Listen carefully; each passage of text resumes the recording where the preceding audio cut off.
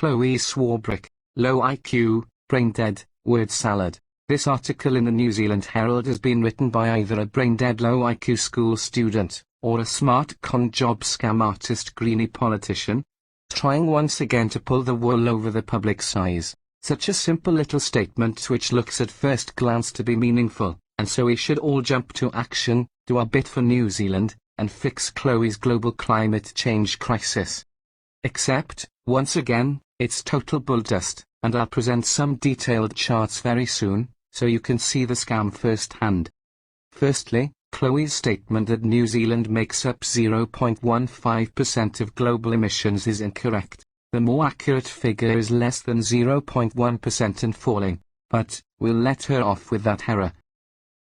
But here's Chlöe's typical low IQ word salad throwaway line. Such high school debating points miss that if you added up every country contributing less than 2% of emissions, we're talking about nearly 40% of the world's emissions. Well, what sort of brain-dead low IQ high school mathematical analysis is that? If you added up all of the country's emissions you would get 100%. If you added up the top 6 polluters' emissions you would get over 60%. If you added up the remaining 203 countries' emissions you get nearly 40%. What Chlöe Swarbrick is effectively saying is, forget the top 6 countries in the world that contribute over 60% of global pollution, instead let's clobber New Zealand's economy, even though its emissions are less than 0.1%, because New Zealand is one of the remaining 203 countries, which combined, contribute nearly 40% of global emissions. New Zealand is actually way down the list of global polluters, in the distant remote position of 74, and is a clean green country by any measure. But, here's a big fizzer for you. Out of the top 6 countries who are the biggest polluters in the world, namely China, United States, India, Russia, Japan, and Germany, 3 of these countries are classed as developing countries and are exempt from the Paris Agreement regulations and agreed NDC penalties. The countries are China, India, and Russia. And, to make matters worse, because they are classed as developing countries, then under the Paris Agreement NDCs, developed countries like New Zealand have to actually pay funds to help these countries mitigate their emissions.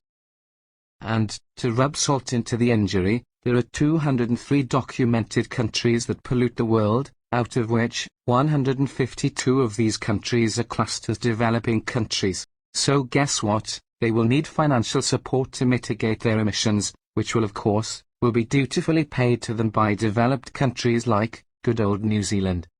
Now let's have a look at some global charts and get a better understanding of the big picture.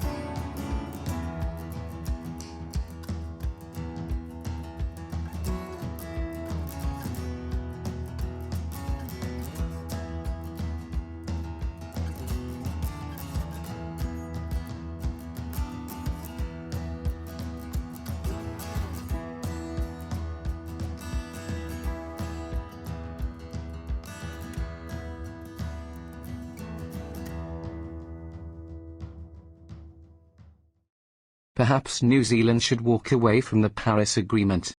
I think we all need to tell the Mad Hatter crazy New Zealand Green Party where to get off. Thank you for listening. Geraint, on behalf of WhangareiTim.